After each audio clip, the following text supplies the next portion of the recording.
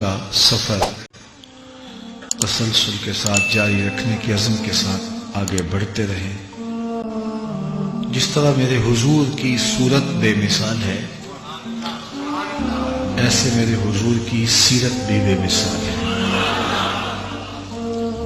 اللہ نے وہ جمال جو محبوب کو دیا اور وہ خوبصورت حضور علیہ السلام کا چہرہ نور، جس کے والد سعدی شیرازی نے کہا تھا کہ کشفت دجا بے جمالہ، کہ ان کا چہرہ انور ایسا ہے جب وہ اندھیروں میں چمکتا ہے تو ظلمتیں دور ہو جاتی ہیں۔ کشفت دجا بے جمالہ، بلکہ میں کہتا ہوں یہ سعدی علیہ رحمہ کی ربائی پوری نعت ہے۔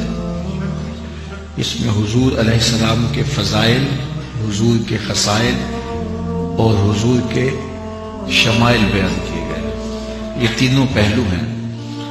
بلغ العلا بکمالہ، اس میں حضور کی فضیلت بیان کی گئی۔ کشفت دجا بجمالہ، اس میں حضور کی صورت بیان کی۔ پھر آگے کہا حسنت جمیع خصالہ، ان کی ہر خو و خصلت اور ان کی ہر عادت کریمہ اور ان کا ہر طرز حیات خوبصورت ہے۔ اچھا، ان تین مصروں پر سعدی کا مضمون ختم ہو گیا، چونکہ یہاں حضور کی بارگاہ میں نذرانہ انہوں نے پیش کرنا تھا، تو ان تینوں پہلوؤں کو بیان کر دیا، اور بیان اتنی خوبصورتی سے کیا، ایسا رنگ اور ایسا جمال لفظوں میں کہ حرفوں سے شہد ٹپکتا دکھائی دیتا ہے۔ تو کہا کہ بالغ العلا بکمالہ، وہ بلندیوں کو پہنچے اپنے کمال سے۔ کشفت دجا بجمالہ، ان کے جمال نے اندھیرے دور کر دیے۔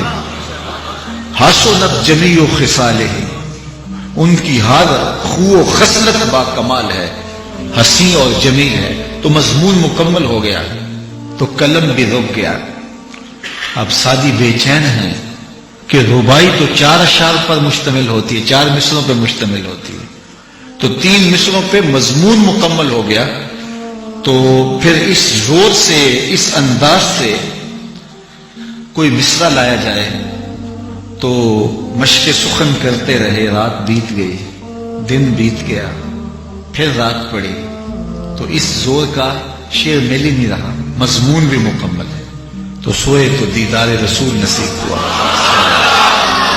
تو کہا سعدی کہہ کیوں نہیں دیتے صلو علیہ وآلہ، جس کے چہرے سے ظلمتیں بھاگ جائیں، جس کی ہر خو و خصلت خوبصورت ہو، اور جس کو بلندیاں نصیب کر دی جائیں، تو پھر اس پہ درود نہیں پڑھیں گے تو کیا پڑھیں گے؟ تو اب جو چوتھے شعر کا مضمون ہے وہ پہلے 3 اشعار سے مختلف ہے، لیکن 3 اشعار کا نتیجہ یہی ہے کہ جو اتنا باکمال ہو اس پہ درود پڑھے۔ بلغ العلا بکمالہ، کشفت دجا بجمالہ، حسنت جمیع خصالہ۔ تو پھر بولو نا صلو علیہ وآلہ، تو پھر ان پہ کیوں درود پڑھیں گے، ان پہ کیوں سلام پیش نہیں کریں گے؟ اللہ اکبر۔ تو حضور پر اور حضور کی آل پر درود پڑھنے کی تلقین کر کے اس ربائی کو مکمل کر دیا گیا۔ تو ان کو جس طرح جمال صورت بخشا گیا، ان کو جمال سیرت بھی بخشا گیا۔ جس طرح میرے حضور کی صورت جیسی صورت کسی نے کی نہیں، میرے حضور کی سیرت جیسی سیرت بھی کسی کی نہیں۔ 63 سالہ زندگی کا ایک ایک لمحہ محفوظ ہے۔ اس وقت دنیا کے اوپر آپ ڈھونڈ لیں، کسی شخص کی سیرت اور اس کی زندگی اتنی واضح آپ کو نہیں ملے گی کہ اس کی زندگی کا ایک ایک لمحہ محفوظ ہو۔ میرے حضور کی صورت کا عالم یہ ہے کہ حضور کی مبارک داڑھی میں سفید بال کتنے تھے اور حضور کے سر انور میں سفید بال کتنے آئے، صحابہ نے وہ بھی گن کے بیان کیا جب صورت بیان کرنے پہ آئے۔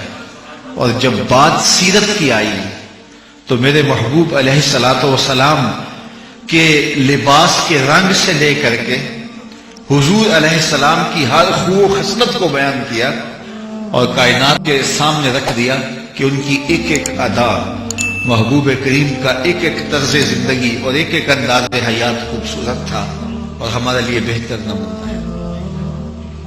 اور اللہ نے اپنے محبوب کی زندگی کی قسم کی ہے کہ وہ زندگی اتنی خوبصورت ہے، اس کا ہر لمحہ صدیوں پہ بھاری ہے، اور اس ایک ایک لمحہ حیات پہ جان وارنے کو جی چاہتا ہے۔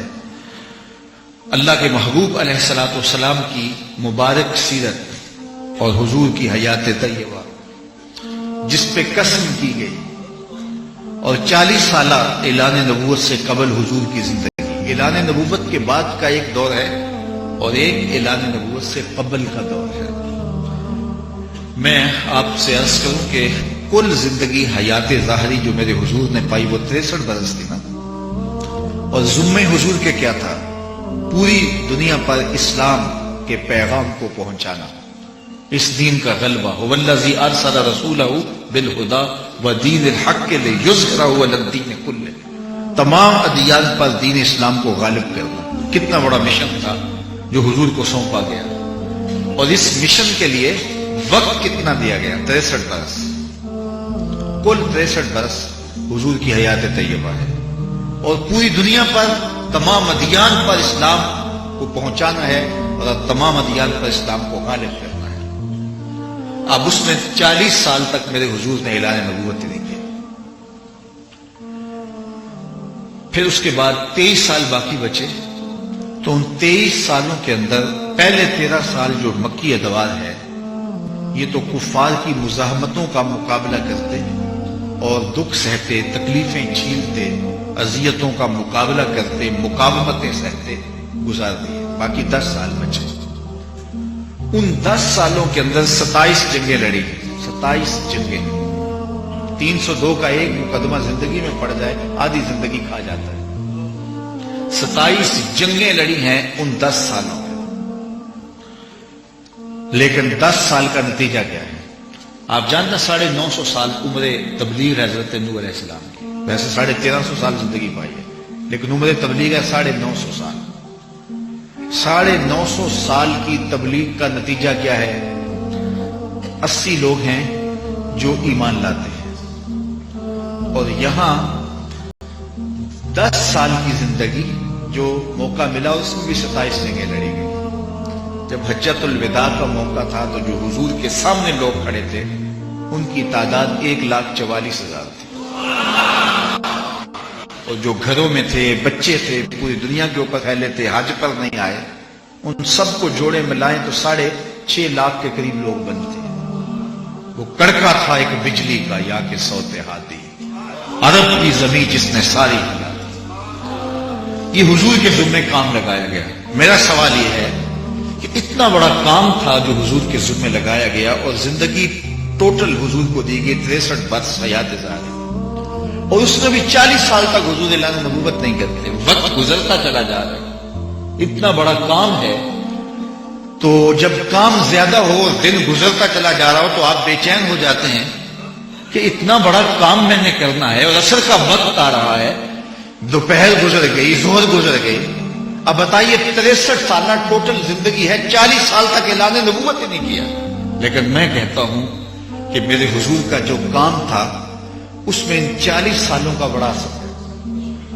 آئیے دیکھیے، جب حضور جبل فاراں پہ جلوہ فراز ہوئے، کوہ صفا پہ چڑھے، اور آپ نے کوہ صفا پہ آ کر کے کہا، لوگوں کو صنادید قریش کو جب بلایا، جب پہلی دعوت دی، اور حضور نے اونچی جگہ پہ کھڑے ہو کے ان سب کو بلا کے کہا کہ لوگوں، اگر میں کہوں کہ اس پہاڑ کی دوسری جانب سے ایک لشکر آ رہا ہے جو تمہیں کچل دے گا، تمہارے اوپر حملہ آور ہوگا، تو کیا میں اس بات کو مان لو گے؟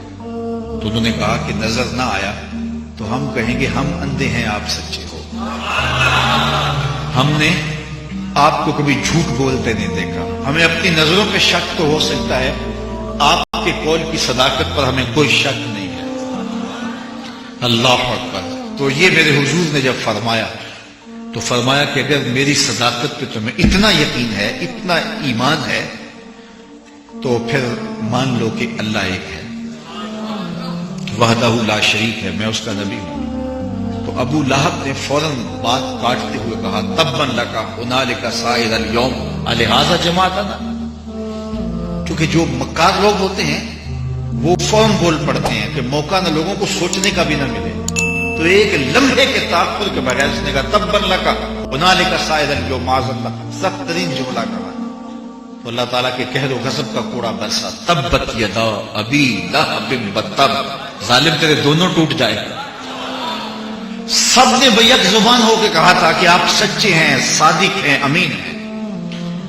یہ الگ بات ہے کہ وقتی طور پہ وہ بول پڑا اور اس نے انکار کر دیا، لیکن سارے سوچنے لگے جو کل جھوٹا نہیں تھا وہ آج بھی جھوٹا نہیں۔ جب نجاشی کے دربار میں یا ہرکل کے دربار میں، مجھے صحیح یاد نہیں پڑ رہا، حضرت جعفر تیار گئے، غالباً نجاشی کا دربار ہی تھا، تو وہاں اس نے جو سوال کیے نجاشی نے، تو اس نے ایک سوال یہ کیا تھا کہ قریش جب پہلے گئے اور کہا یہ ہمارے بگوڑے ہیں اور آپ ان کو بھیجو، تو اس نے قریش کو ایک سوال کیا تھا کہ جب انہوں نے اعلان نبوت نہیں کیا تھا تو اس وقت تمہارا ان کے بارے میں کیا خیال تھا، کیا رائے تھی؟ انہوں نے کہا کہ ہم صادق امین کہتے تھے۔ تو کہا جو کل سچا تھا وہ آج بھی سچا تھا۔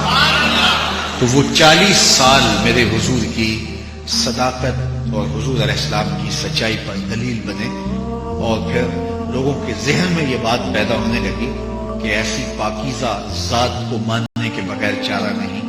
اگرچہ پہلے غلام مانے، کمزور لوگوں نے مانا، پھر طاقتور لوگ بھی آنے لگے۔ یہ تھی میرے حضور کے کردار کی طاقت۔ حضرت شاہ نقشبند بخاری علیہ رحمہ فرماتے ہیں جس شخص کی خاموشی فائدہ نہیں دیتی اس کی تقریر بھی فائدہ نہیں دیتی۔ یہ کتنا معنی خیز جملہ ہے۔ تو میرے حضور کی 40 سالہ خاموشی نے وہ طاقت فراہم کی اپنے مشن کو کہ پھر اس کے بعد جو 23 سالہ حضور علیہ السلام کی پھر تقریر تھی اس کی مویت بنی۔ مجھے اور آپ کو اپنے کردار کو حضور کی سیرت کی روشنی میں پاکیزہ کرنے کی کوشش کرنی چاہیے۔ ہمارا زیادہ زور گفتار پہ ہوتا ہے، لیکن دیکھیے اتنا بڑا کام میرے حضور کے ذمہ تھا اور پوری دنیا پر اسلام کے پیغام کو پہنچانا تھا، تمام ادیان سے دین اسلام کو غالب کرنا تھا، لیکن اس کے باوجود حضور 40 سال تک صرف اپنا کردار لوگوں کے سامنے رکھا، اور اس کردار کی چمک تھی کہ لوگ حضور علیہ السلام کے قریب ہونے لگے اور ان کی ظلمتیں دھلنے لگی اس کردار کی چمکتی روشنی سے۔ تو آج میں اور آپ اپنے آقا و مولا کی زندگی کو اپنے اوپر اس طرح سے پہن لیں، ان کے شب و روز کی روشنیوں سے اپنے اندر کے اندھیرے یوں دور کر لیں کہ ہمارا وجود حضور کی سیرت کا عکس دکھائی دے۔ ہے مسے خام تو اس طرح سے کندن کر لو، ہے مسے خام تو اس طرح سے کندن کر لو۔ قرآن نے جن کاموں سے روکا ہے میرے حضور رکے ہیں، اور جن کاموں کا حکم دیا ہے میرے حضور کا عمل اس کی مطابقت میں تمہیں نظر آئے گا۔ اللہ اکبر، قرآن بہترین لاحہ عمل ملے گا۔ اچھا، کسی کی سیرت کو، کردار کو دیکھنے کا بہترین آئینہ کیا ہوتا ہے؟ ایک شخص دوستوں کے ساتھ ہنس ہنس کے باتیں کرتا ہے، گاہک کے ساتھ اس کی ڈیلنگ بہت اچھی ہے، گفتگو لہجہ بڑا اس کا نرم ہے، شیریں ہے، تو اس سے آپ اندازہ کر سکتے ہیں کہ یہ بہت خلیق آدمی ہے۔ ہو سکتا ہے اس کی یہ کاروباری مجبوری ہو۔ دوستوں میں گپ شپ کے ماحول میں بہرحال اسے کوئی شگفتگی کا اظہار کرنا ہی پڑے گا۔ تو کیسے پتا چلے گا کہ کوئی شخص اپنی سیرت کے حقیقی روپ میں کہاں نمایاں ہوتا ہے؟ تو یہ بھی میرے حضور نے ارشاد فرمایا، خیرکم لأہلہ وانا خیرکم لأہلی، تم میں سے بہتر وہ ہے جو اپنے اہل خانہ کے ساتھ بہتر ہے، اور میں اپنے اہل خانہ کے ساتھ تم میں سب سے زیادہ بہتر ہوں۔ بہت سارے لوگ دوستوں سے تو اچھے مزاج سے بات کر لیتے ہیں، گاہک سے ڈیلنگ بھی اچھی کر لیتے ہیں، لیکن جب گھر آتے ہیں تو فرعون بن جاتے ہیں۔ کسی شخص کی سیرت کا نمایاں عکس تب پڑتا ہے یا پھر وہ اپنے غلاموں کے ساتھ اپنے ملازموں کے ساتھ، اپنے ماتحتوں کے ساتھ رویہ کیا رکھے ہوئے. کچھ لوگ جو ہے وہ امراء کے ساتھ، اپنے دوستوں کے ساتھ رویہ تو خوبصورت رکھتے ہیں، لیکن جب وہ اپنے سے نچلے طبقے کے ساتھ معاملت کرتے ہیں تو ان کا رویہ بالکل مختلف ہوتا ہے. لیکن میرے اور آپ کے آقا و مولا حضور نبی رحمت کی زندگی دیکھیے. اصحاب رسول میں حضور آ کے تشریف فرما ہوتے، بیٹھتے تو کوئی نمایاں نشست حضور کی نہ ہوتی. نماز میں مصلی پر بیٹھنا ہے وہ ایک الگ ہے، اسی طرح ممبر پر بیٹھ کے خطبہ دینا ہے وہ ایک اعزاز ہے، اور وہ لوگوں کو خطبہ دینے کے لیے ممبر کو اختیار کرنا. عمومی مجلسوں کے اندر جب حضور تشریف فرما ہوتے تو کوئی ایسی نمایاں نشانی نہ ہوتی جس سے یہ کہا جا سکتا ہوتا کہ یہ حضور ہے، بلکہ لوگ حضور کے چہرے کی جلالت، وجاہت اور خوبصورتی اور جمال سے پہچانتے کہ یہ اللہ کے رسول ہو سکتا. ایک سفر میں حضور صحابہ کے ساتھ تھے، تو جب پڑاؤ کیا تو کھانا تیار کرنے کا مرحلہ آیا تو کوئی جانور ذبح کرنے لگا، کوئی چولہا تیار کرنے لگا، کوئی پانی لانے لگا، تو حضور بھی ایک سمت چل پڑے. تو کسی نے کہا کہ حضور آپ کدھر تشریف لے جا رہے ہیں؟ فرمایا علیہ جمع الحطب، میں لکڑیاں کاٹ کے لاتا ہوں، میں لکڑیاں جمع کر کے لاتا ہوں. تو کہا حضور ہم خادم جو حاضر ہیں. فرمایا مجھے یہ پسند نہیں ہے کہ لوگ کام کریں اور میں معتبر بن کے بیٹھا رہوں. لوگوں کے غزوہ خندق میں دیکھ لیجیے، ہاتھ میں کدال پکڑے کیا حضور دکھائی نہیں دیتے؟ کیا وہ لمحے ہمیں یاد نہیں ہیں کہ جب بھوک کی شدت کی وجہ سے لوگوں نے اپنے پیٹ پہ پتھر باندھے ہیں، اور پھر جب بھوک صحیح نہیں گئی تو حضور کی خدمت میں حاضر خدمت ہوتے ہیں اور عرض کرتے ہیں حضور بھوک صحیح نہیں جاتی، اور پیٹ سے کپڑا اٹھا کے پتھر دکھاتے ہیں تو انہیں تسلی دیتے، انہیں تشفی آمیز کلمات کہتے کہ ہاں بھوک برداشت کر لو، بڑا سکھ ملے گا. صحابہ مطمئن ہو جاتے. لیکن اطمینان کامل کس طرح دیا؟ حضور نے اپنے بدن سے کپڑا اٹھایا تو لوگوں نے دیکھا کہ حضور کے پیٹ پہ 2 پتھر بندھے ہوئے. پھر صحابہ آگے بڑھے اور کدال پکڑے اور بھوکے اور پیاسے جو ہے وہ خندق کھودتے ہوئے ساتھ کہتے ہیں نحن الذین بایعوا محمد، ہم ہیں جس نے اس پیارے کے ہاتھ پہ بیعت کی ہے، یہ ہے ہمارا مرشد کامل. اگر ہمارے پیٹ پہ 1 پتھر ہے تو ان کے پیٹ پہ 2 پتھر بندھے ہوئے ہیں. یار جب کارکن کو یہ منظر دیکھنے کو مل جائے تو پھر وہ جان مارنے کے لیے تیار ہوتا ہے. تو اس لیے میرے حضور کی سیرت کا رنگ کتنا نامحرم ہے، اور آقا کریم نے کس خوبصورتی کے ساتھ لوگوں کے سامنے اپنا عمل رکھا اور اپنے انداز زندگی رکھی. صحابہ سے مشاورت کیا کرتے تھے جبکہ حضور پہ وحی اترتی. حضور بولتے ہیں تو حضور کا کوئی جملہ خواہش نفس کی وجہ سے نہیں ہے، رب کے حکم کا آئینہ دار ہے. وما ينطق عن الهوى ان هو الا وحی یوحی. لیکن اللہ کے محبوب علیہ الصلوۃ والسلام اس کے باوجود صحابہ سے مشاورت کرتے ہیں، ان کو اہمیت دیتے ہیں. تو یہ پیار، یہ محبت، صحابہ کے ساتھ الفت کا یہ رنگ. مدینہ المنورہ میں ایک خاتون تھی جس کا توازن عقلی ٹھیک نہیں تھا. ایک دن وہ حضور کی خدمت میں حاضر ہوئی اور کہا میں نے آپ سے کوئی بات نہیں کرنی ہے. فرمایا پھر کیجیے. کہا یہاں نہیں کرنی. کہاں کرنی ہے؟ کھلی جگہ تھی. کہا وہاں آپ سے کوئی باتیں کرنی. کڑکتی دھوپ میں حضور کو کھڑا کر دیا. اللہ اکبر. عرب کی چل چلاتی دھوپ، حضور کا نازک بدن، کار نبوت کی اہم ذمہ داری، لیکن اس نے حضور کو کھڑا کر دیا، اپنی باتیں سنانے لگی. حضور سننے لگے. 2 4 10 20 لمحے گزرے، گھنٹے گزر گئے، حضور سن رہے. مردوں کی نسبت عورتوں کی باتیں ویسے بھی طویل ہوتی ہیں، پھر سننے کو حضور مل جائے تو پھر کون بات کو مختصر کرے گا؟ وہ کسی نے کہا تھا نا اسی شوق میں کی ہیں تجھ سے 1000 باتیں، اسی شوق میں کی ہیں تجھ سے 1000 باتیں، تیرا حسن تیرے حسن بیاں تک دیکھوں. اس نے جو باتیں چھیڑی حضور سن رہے ہیں توجہ سے، انہماک سے. اور یہ بڑا مشکل ہوتا ہے، ہم بھی اس مرحلے سے گزرتے ہیں. تو جب بے مقصد باتیں ہوں اور پھر سننا، پھر اللہ کے محبوب سن رہے ہیں. کئی گھنٹے صحابہ کو غصہ بڑا آ رہا ہے، لیکن کہہ کچھ اس لیے نہیں سکتے کہ حضور خود سن رہے ہیں. جب وہ عورت اپنی باتیں مکمل کر کے جانے لگی تو صحابہ میں سے کسی نے آگے بڑھ کے کہا کہ حضور اس عورت کا تو توازن عقلی ٹھیک نہیں ہے. لوگ اس کو دیکھ کے راستہ بدل لیتے ہیں. یہ جس سے باتیں شروع کر دیتی ہے پھر جان نہیں چھوڑتی. اس کا توازن عقلی ٹھیک نہیں. تو حضور آپ کا وقت قیمتی بدن نازک کار نبوت کی اہم ذمہ داریاں آپ کے مبارک کندھوں پہ، اور آپ اس عورت کی اتنی باتیں سنی، ایسی ویسی عورتوں کی باتیں نہ سنا کریں تو حضور اس کی تو کوئی سننے کے لیے تیار نہیں پورے مدینے میں.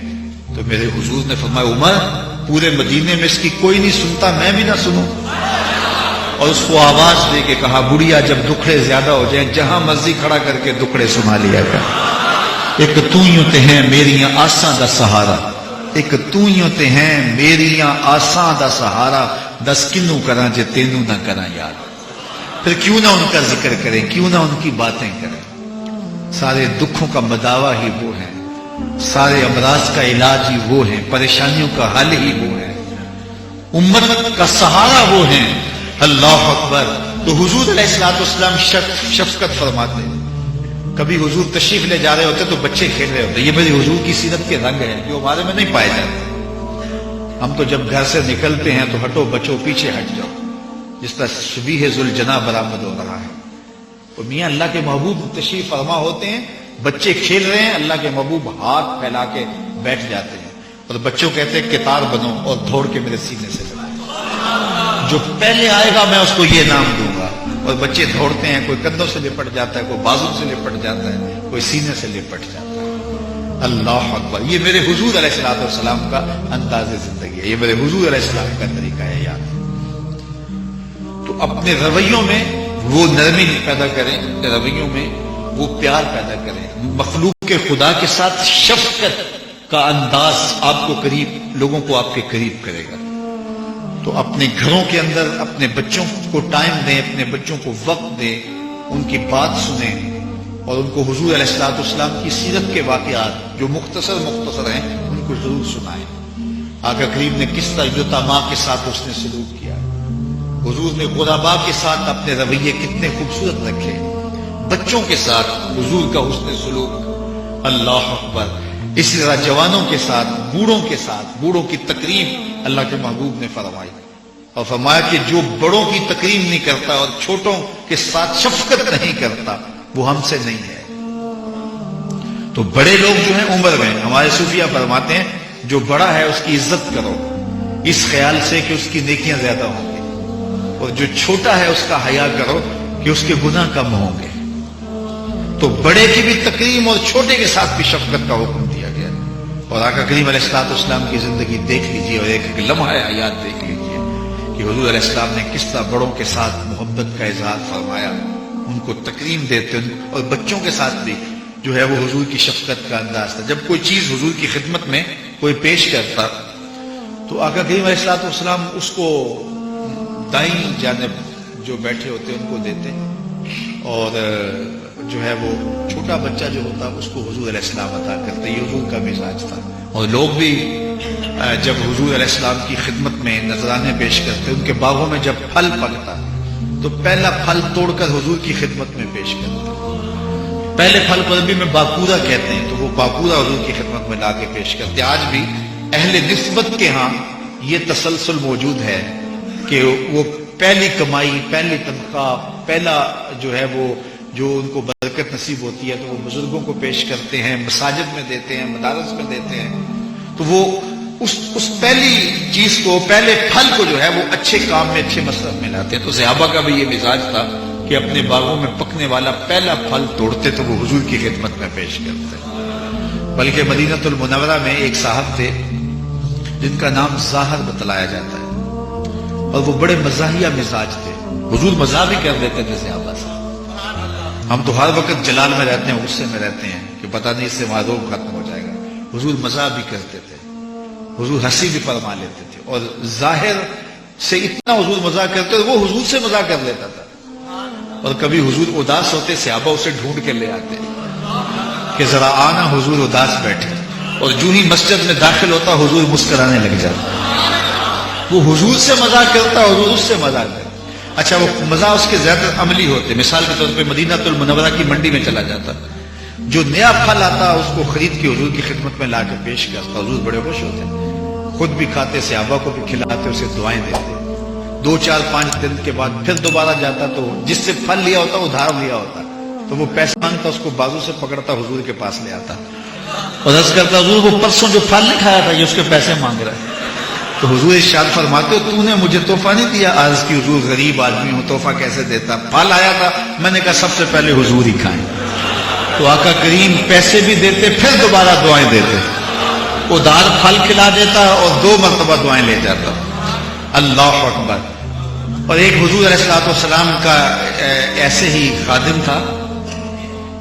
اللہ اکبر. اس کا یہ ظاہر کا لقب حمار تھا اور اللہ کے محبوب ان سے بہت زیادہ پیار کرتے تھے. شراب کی بھی حرمت نہیں آئی تھی تو اس وقت کچھ لوگ شراب پیتے تھے تو یہ بھی شراب پیتے تھے. تو جب حرمت آ گئی تو وہ غالب نے کہا نا چھٹتی نہیں یہ کافر منہ سے لگی ہوئی. تو اتنا آسان کام تو نہیں تھا لیکن لوگوں نے چھوڑ دی. لیکن ان سے ایک دن غلطی ہو گئی انہوں نے شراب پی لی.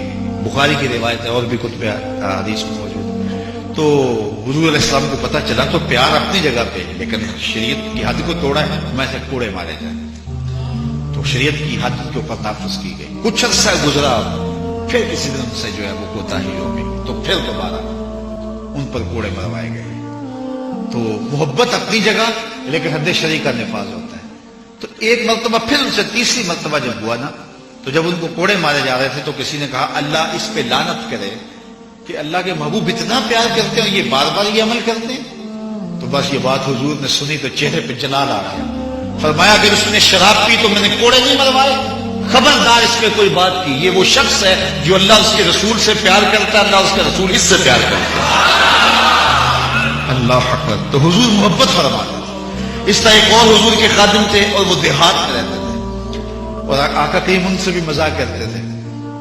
اچھا وہ کیا کہتے تھے اپنے دیہات کی ترکاریاں لا کے مدینہ المنورہ میں بیچتے گھاس وغیرہ لا کے بیچتے اور یہاں کی چیزیں لے کر کے گاؤں میں جا کے فروخت کرتے. تو ایک دن وہ بیٹھے ہوئے تھے گھاس بیچ رہے تھے یا ترکاریاں بیچ رہے تھے تو حضور گئے تو دیکھا کہ ظاہر بیٹھا ہوا ہے یا تو آقا کے پیچھے سے گئے اور جا کے ان کی کولی بھر لی. جب کوئی آپ کا بڑا برا یار ہو خاص یار ہو تو پھر چپکے سے آپ جا کے اس کی آنکھوں میں ہاتھ رکھ لیتے ہیں نا. اس کو کہتے ہیں کولی بھرنا. اور پھر آپ آنکھیں دباتے ہیں کہ یہ بوجھے میں کون ہوں. کہ بات ہو تو کہتا ہے میں تجھے یاد کرتا رہتا ہوں. اب پتہ چلے گا نا کہ کس نمبر پہ میرا نام آتا ہے. تو حضور علیہ السلام کے ہاتھ اس کی آنکھوں پہ آئے اور حضور آنکھیں دبا رہے ہیں. میں کہتا ہوں حضور کے ہاتھ آنکھوں پہ آئے ہوں ٹھنڈ سینے تک نہیں گئی ہوگی. نہیں پتا چلا کہ ہوگا کہ یہ کس کے ہاتھ ہیں. لیکن حضور آنکھیں دبا رہے ہیں وہ بولتا ہی نہیں. حضور آنکھیں دبا رہے ہیں اور اشارے دے رہے ہیں کہ بتاؤ نا کہ میں کون ہوں لیکن ظاہر نہیں بولتا. اللہ اکبر. بلکہ جب اس کو یقین ہو گیا کہ حضور ہی ہیں اس نے اپنی پشت کو حضور کے سینے سے رگڑنا شروع کیا اور حضور ہاتھ دبائے اور وہ بولے ہی نہ. اور میں کہتا ہوں کبھی بھی نہیں بولنا تھا اس نے. میاں صاحب کا شعر مجاز میں لوگ پڑھتے ہیں میں یہاں حقیقت میں پڑھتا ہوں. سفنے دے وچ ماہی ملیا سفنے دے وچ ماہی ملیا تے گل وچ پا لیاں باواں. سفنے دے وچ ماہی ملیا تے گل وچ پا لیاں باواں. ڈردی ماری اکھ نہ کھولاں کتے پھر بچھڑ نہ جائیں. حضور دبا رہے ہیں ظاہر آنکھیں نہیں کھول رہے. اللہ اکبر. پھر حضور نے خود فرمایا اس غلام کو کون خریدے گا.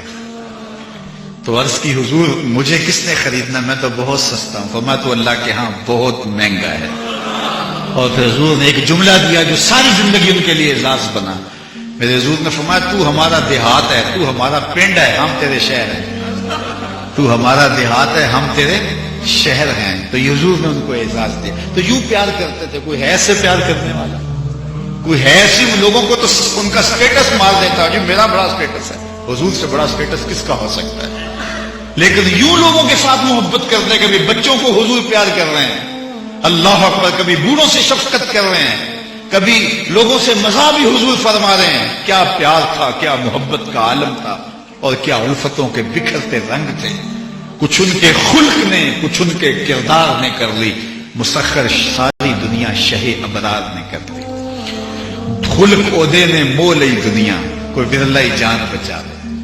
آزم ایڈا سونا ماہی سن کدرے نظر نہ آئے. اللہ نے صورت کا جمال تو دیا ہی تھا اللہ نے اپنے محبوب کو سیرت کا بھی وہ جمال دیا کہ پھر جو حضور سے ملتا ہے حضور کا ہی ہو جاتا ہے. وہ رنگ اللہ نے اپنے محبوب کی سیرت کے اور وہ جمال حضور علیہ الصلوۃ والسلام کے حیات طیبہ کے تھے کہ بس اس نے کائنات کو اپنی آغوش میں سمیٹ لیا.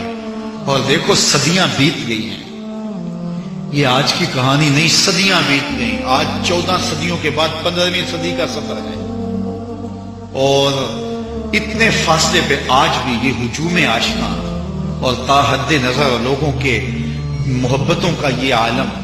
اور یار مجھے سننے آئے میں کون ہوں، کیا اوقات ہے میری، لیکن یہ کیوں جمع ہے؟ حضور کی سیرت کا نام سنا تو کشاں کشاں بھاگ آئے. یار یہ صدیوں کے فاصلے پہ اتنا پیار ہے تو پھر بلال حبشی کیوں نہ تڑپتے، کیوں نہ جان دیتے؟ حضور علیہ الصلوۃ والسلام کے وصال کے بعد شہر مدینہ چھوڑ گئے تھے. اللہ اکبر. بلال حبشی سے کہا شہر چھوڑ کے جا رہے ہو؟ داریا میں چلے گئے. کہا اب ان گلیوں میں حضور نظر نہیں آتا، اب میرے لیے مشکل ہے. اذان پڑھتا تھا، سامنے رخ محبوب ہوتا تھا. اقبال بولا اذان ازل سے تیرے عشق کا ترانہ بنی، نماز تو اس کی دید کا ایک بہانہ بنی. ادائے دید سراپا نیاز کی تیری، کسی کو دیکھتے رہنا نماز دی تیری. وہ غلام جو آقا کا جوتا دھوپ سے اٹھا کے چھاؤں میں رکھے تو آقا اس پہ کوڑے مارے کہ تو نے میرا جوتا میرے پوچھے بغیر کیوں اٹھایا؟ وہ کہے جناب خراب ہو رہا تھا میں نے اس لیے چھاؤں میں رکھا ہے. تو آقا یہ بات ماننے کے لیے تیار نہ ہو. کہا تیری خوئے غلامی بدل رہی ہے، تو اپنی اوقات بھول گیا ہے. میرا جوتا بغیر میری اذن کے تو چھو لے، تیری اوقات کیا ہوتی ہے؟ اقبال نے کہا تھا غلامی کیا ہے، ذوق حسن و زیبائی سے محرومی، جسے زیبا کہیں آزاد بندے ہیں وہی زیبا. بھروسہ کر نہیں سکتے غلاموں کی بصیرت پر کہ دنیا میں فقط مردان ہور کی آنکھ ہے بینا. غلام ہوتا کون ہے؟ آقا کا جوتا چھونے والا. یہ عرب کی تہذیب اور یہ بلال حبشی کے ساتھ ہونے والی بدتمیزیاں ہیں. لیکن ذرا اس آقا کی دل نوازیاں بھی دیکھو. معراج سے پلٹتے ہیں اور بلال کو بلا کے کہا تو کون سا نیک عمل کرتا ہے، میں نے جنت میں تیرے قدموں کی آہٹ سنی. کیا خیال ہے ایسے ایک جملے میں دور غلامی کی ساری تھکن اتار دی ہوگی اور بلال فرش اٹھ کے فراز عرش پہ نہیں پہنچ گیا ہوگا؟ جو آقا کا جوتا دھوپ سے اٹھا کے چھاؤں میں رکھنے کا روادار نہ ہو تو پھر وہ محبوب پہ ناز نہیں کرے گا. ازل سے تیرے عشق کا ترانہ بنی، نماز تو اس کی دید کا ایک بہانہ بنی. ادائے دید سراپا نیاز تھی تیری، کسی کو دیکھتے رہنا نماز تھی تیری. اب شہر چھوڑ کے چلے گئے. لیکن پیار کے رنگ دیکھیے. بندہ مٹ نہ جائے آقا پہ تو وہ بندہ کیا ہے، بے خبر ہو جو غلاموں سے وہ آقا کیا ہے. دور فاروقی میں حضور خواب میں ملے. ابن عساکر نے اپنی تاریخ میں مفصل واقعہ لکھا ہے اور کہا ما حاضر جفت یا بلال امالک اللہ تزورنی. بلال یہ کیا بے وفائی ہوئی، یار ہو کے ملنے بھی نہیں آتے. اللہ وہاں خواب میں دیدار دیا اور یہ بات کی. اور یہ بات ذہن میں رکھیں، جس نے حضور کو خواب میں دیکھا اس نے حضور کو ہی دیکھا. ابن ماجہ سب سے حجم کے اعتبار سے چھوٹی کتاب ہے، 6 طرق سے اس میں یہ حدیث مروی ہے. میرے حضور نے فرمایا جس نے مجھے دیکھا اس نے مجھے ہی دیکھا. شیطان خواب کے اندر آ کر بھی حضور کی مثل ہونے کا دعویٰ، جو جاگتے ہوئے دعویٰ کرے وہ تو شیطان کا بھی بابا لگا. یہ ہمت شیطان میں بھی نہیں ہے کہ حضور کی مثل ہونے کا خواب میں بھی دعویٰ کرے. جس نے حضور کو دیکھا اس نے حضور کو ہی دیکھا. دوسری بات بھی سن لیجئے، جس نے حضور کو خواب میں دیکھا حضور قصد، ارادے اور مرضی سے آئے. میں آپ کے خواب میں آؤں، آپ میرے خواب میں آئے، میں نہیں پتا ہوگا. یہ مجلس سجی ہے، منتشر ہوگی، آپ گھروں میں ہوں گے، میں اپنے گھر میں پلٹ جاؤں. تو خواب میں آپ مجھے دیکھیں، مجھے فون کر کے پوچھیں تو میں کہوں گا مجھے تو نہیں پتا. اور اگر میں آپ کو دیکھ لوں تو میں اگر کسی طرح سے آپ کو پوچھوں تو آپ کہیں گے ہمیں تو نہیں پتا، ہم تو گھر سوئے تھے. لیکن حضور جس کے خواب میں جائیں قصد، ارادے اور مرضی سے جاتے. تیسری بات، کسی کو خواب میں کچھ دیں یا کسی سے خواب میں کچھ لیں تو وہ محض خواب ہوتا ہے. کسی سے آپ نے قرض لینا تھا، خواب میں آ کے آپ کو ادا کر گیا. صبح اٹھ کے کھاتے سے کاٹ دیں گے کہ یار رات دے تو گیا ہے، آپ کہیں گے خواب ہے.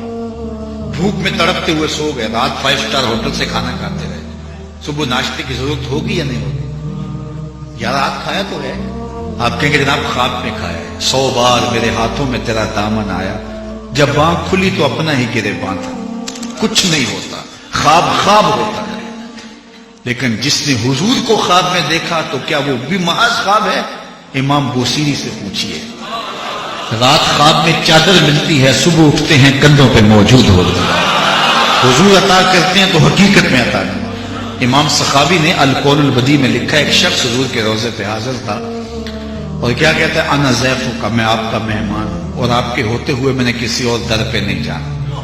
آقا جی میں تیرا ہو کے خیر منگا در در تک، مریل کتا کیوں خواما ایڈے بخنا والتا، اور وہ تو کھڑے حضور کے روضے۔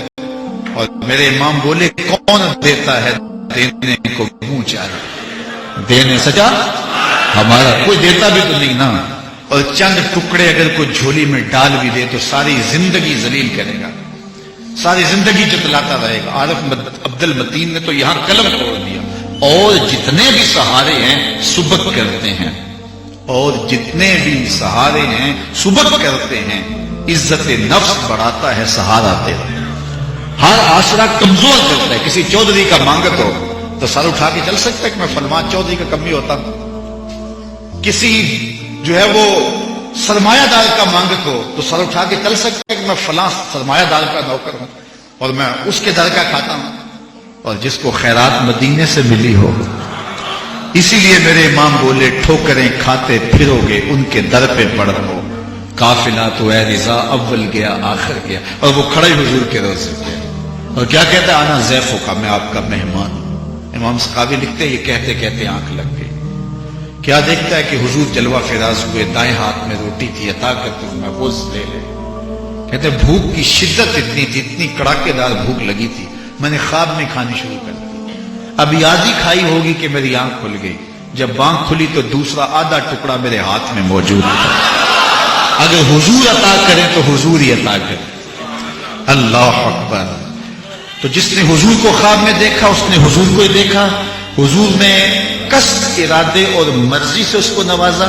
تیسری بات، حضور نے جو عطا کیا حقیقت میں عطا کیا۔ چوتھی بات بھی سن لیجیے، اور یہ صحیح بخاری کی روایت ہے، من رآنی فی المنام فسیرانی فی الیقظہ۔ حضور نے فرمایا، جس نے مجھے خواب میں دیکھا ان قریب جاگتے بھی دیکھ لے۔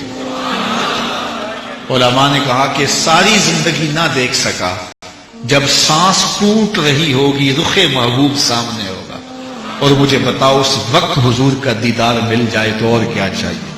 سوکھا نکلے سا ظہوری، سوکھا نکلے سا ظہوری، جے دیکھ لواں مکھ تیرا۔ اگر اس وقت حضور کا دیدار مل جائے تو چاہیے ہی کیا؟ تو اس وقت حضور کا دیدار نصیب ہو جائے گا، یا زندگی میں بیداری میں حضور کا دیدار۔ اور حضور کا دیدار بیداری میں کوئی معمولی دولت ہے؟ حضرت شیخ عبدالعزیز دباغ مصری الابریز میں لکھتے ہیں، جس کو عالم بیداری میں حضور کا دیدار نصیب ہو گیا، 2999 درجے ولایت کے فوراً طے ہو جاتے ہیں۔ اتنی بڑی دولت ہے حضور کے دیدار کی برکت سے جو بندہ مومن کو نصیب ہوتی ہے۔ اللہ اکبر۔ تو حضور علیہ الصلوۃ والسلام کے دیدار کا شرف اسے نصیب ہوتا ہے، اور وہ یہ عزت پاتا ہے اور یہ کمال پاتا ہے۔ تو اللہ کے محبوب علیہ الصلوۃ والسلام کی محبتیں، حضور علیہ الصلوۃ والسلام کا پیار، حضور کی الفتیں، اور حضور علیہ الصلوۃ والسلام کے ساتھ تعلق قاطع، یہ ہمارا وہ سرمایہ ہے کہ ساری زندگی حضور کے نام پہ گزار دیں، حق شکر پھر بھی ادا نہ ہو۔ جب ہم ان سے پیار کا دعویٰ رکھتے ہیں، ان سے محبت کے مدعی ہیں، تو پھر ہماری زندگی بتائے کہ ہم حضور کے نوکر ہیں، ہمارا طرز زندگی بتائے۔ تو حضرت بلال حبشی رضی اللہ تعالیٰ عنہ کو خواب میں حضور کا دیدار، اور کیا کہا، ما حاضر جفت ہو یا بلال، بلال یہ کیا بے وفائی ہوئی، یہاں رہ کے ملنے بھی نہیں آ رہے۔ تو بس اٹھے تو پھر تیز رفتار سواری پہ دوڑنا شروع کیا اور مدینہ المنورہ پہنچے۔ ادھر حضرت عمر کو پتا چلا رضی اللہ تعالیٰ عنہ کو بلال آ رہے ہیں، تو حضرت عمر مسجد نبوی سے باہر نکل کے استقبال کے لیے کھڑے ہوئے۔ یہ اسلام نے برکت دی ہے نا۔ مجھے بتائیے، یوں غلاموں کا استقبال بھی ہوتا ہے؟ بادشاہوں کا بادشاہ استقبال کرتے ہوتے ہیں، ہمارے ایئرپورٹوں پہ روز تماشے لگے ہوتے ہیں، لیکن یہ منظر آپ نے کبھی نہیں دیکھا ہوگا۔ حضرت عمر 23 لاکھ مربع میل کے حکمران کھڑے ہیں استقبال کے لیے، اور بلال حبشی رضی اللہ تعالیٰ عنہ جب آئے تو بلال آگے بڑھ کے مصافحہ، بلال حبشی کا حضرت عمر نے آگے بڑھ کے مصافحہ کیا، کالے رنگ کے ہاتھ کو چوم کے آنکھوں سے لگا کے بولے یا بلال انت سیدنا و مولانا۔ اللہ اکبر، یہ عزت۔ اب مسجد نبوی میں گئے تو لوگوں نے سفارش کی جناب آپ اذان دیجئے، تو بلال حبشی نے کہا کہ نہیں، جب میں اذان دیتا تھا رخ محبوب سامنے ہوتا تھا، اب وہ منظر کہاں، تو مجھے مجبور نہ کرو۔ اللہ اکبر، اتنے میں حسنین کریمین بھی آ گئے۔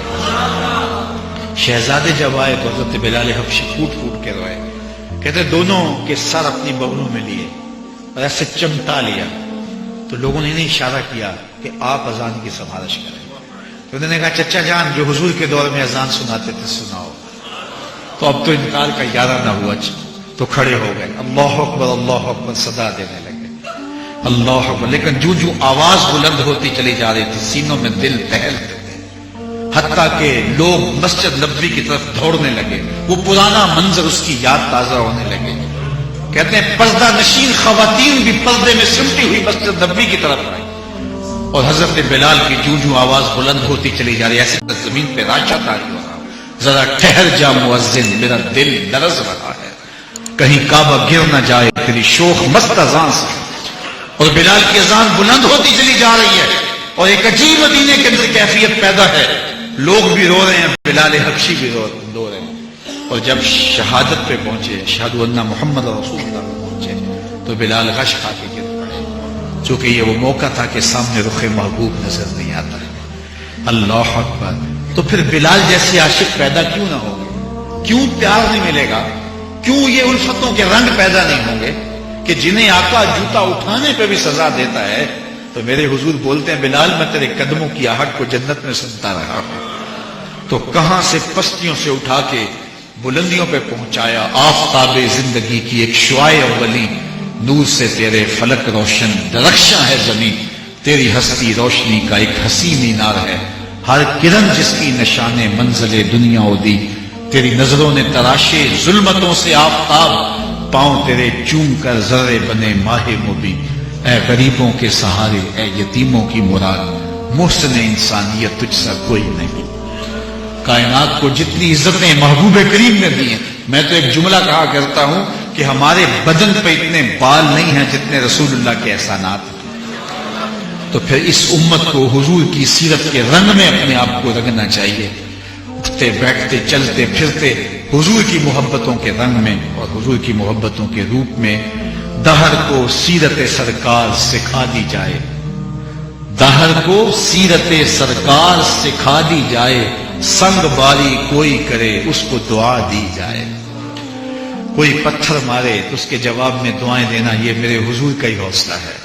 کیا کیا اذیتیں نہیں دی، کیا کیا دکھ نہیں دیے، لیکن دیکھو طائف کے بازاروں میں جب حضور چل رہے ہیں تو وہ حضور پر سنگ زنی کرتے ہیں، حضور کے پاؤں پہ پتھر مارتے ہیں، حضور کے مبارک قدم زخمی ہو جاتے ہیں، ایک پاؤں اٹھاتے ہیں تو وہ دوسرے پاؤں پہ سنگ زنی کی مشق کرتے ہیں۔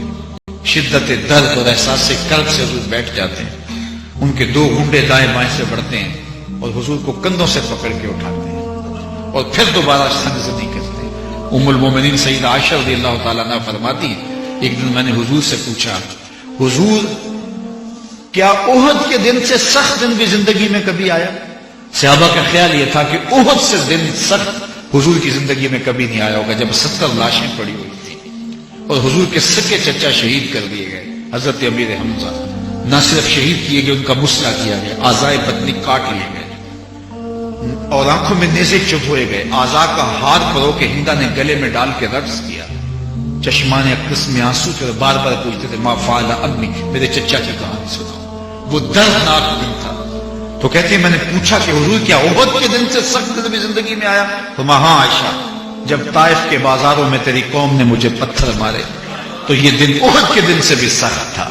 مجھے بتاؤ تو صحیح، یہ کچھ سیرت ہے؟ یہاں تو لوگ نعرہ نہ لگائیں تو خطیب ناراض ہو جاتا ہے، یہاں تو سبحان اللہ نہ کہی جائے تو ہم بگڑ جاتے ہیں، نذرانے نہ ملے، نوش نہ پھینکے تو کہتے ہیں تم بے ذوق ہو، تم کو ذوق ہو، تانے دیے جاتے ہیں، خطیب کیا کیا گالیاں اور کیا کیا تانے دیتا ہے، لیکن وہاں دیکھیے وہاں لوگ آگے سے پتھر مارتے ہیں، لوگ پاؤں زخمی کر دیتے ہیں، نالین خون سے بھر جاتے ہیں، اور ادھر اختیار کیا ہے؟ فرشتے کہتے ہیں آپ لب تو کھولیے، دو پہاڑوں کو جوڑ دیں گے، یہ پس جائیں گے۔ صحابہ کا اسرار ہے، ساتھ والوں کا، کبھی حضور ان کے لیے بد دعا بول دیں۔ جب اسرار پہم بڑا تو ہاتھ اٹھے اور کیا کہا؟ اے اللہ میری قوم کو ہدایت دے دے۔ اللہ اکبر، یہ مجھے جانتی نہیں، جانتی ہوتی تو یہ رویہ نہ ہوتا۔ مورخ اسلام فی جلند نے اس کا ترجمہ کیا کہ جب وہ پتھر مار رہے تھے اور میرے محبوب دعا کر رہے تھے، الہی کرم کر کو سارے طائف کے مکینوں پر، الہی پھول برسا دے ان پتھر والی زمینوں پر۔ اپنے رویوں میں نرمی پیدا کیجئے، اپنی ہمسائیگی میں، اپنی رشتہ داریوں میں، اپنی دوستیوں میں، اور اپنے اطراف کے اندر لوگوں کے ساتھ اپنے رویے خوبصورت رکھیے۔ میرے حضور نے تو کافروں کے ساتھ یہ رویہ رکھا، بلکہ حضور نے ایک جملہ ارشاد کیا، فرمایا مجھے ان کی نسلوں سے ایمان کی توقع ہے۔ یہ مبلغین کے اس میں بڑی روشنی ہے۔ وہ ہمارا نعت خواں، ہمارا خطیب کہتا ہے مجھے فارغ کرو، میں کہتا تو ابھی فارغ ہونا چاہتا ہے، تو ابھی فارغ ہو جانا چاہتا ہے، میاں کوئی آخرت کے لیے بھی تو رکھ لیتا ہے۔ تو کہا مجھے ان کی نسلوں سے ایمان کی توقع ہے۔ کبھی ایسا ہوتا ہے کہ آپ کی تقریر سامعین پر اثر انداز نہیں ہوتی، لیکن ان کی نسلوں تک پہنچتی ہے، اس کے اثرات وہ مرتب سامنے والوں پہ نہیں ہوتے جو آنے والی نسلوں پر مرتب ہوتے ہیں۔ اس لیے فرمایا مجھے ان کی نسلوں سے ایمان کی توقع ہے۔ اور پھر وہ وقت آیا کہ پورا طائف ایمان کے کلمے سے گونجنے لگا۔ تو یہ حضور کی اس مسلسل محنت، جد و جہد اور کد و کاوش کا نتیجہ تھا۔ اللہ حضور کی سیرت کے انوار ہماری روحوں میں اتار دے۔ اقبال کے سارے کلام کا رس نچوڑیں تو جوس یہ نکلتا ہے کہ محمد سے وفا تو نے تو ہم تیرے ہیں، یہ جہاں چیز ہے کیا لوح و قلم تیرے ہیں۔ اقبال کہتے ہیں حضور سے وفا کرو، پھر قلم بھی تمہارے ہاتھ میں دے دیں گے، تختی بھی تمہارے ہاتھ میں دے دیں گے، جو لکھنا ہوا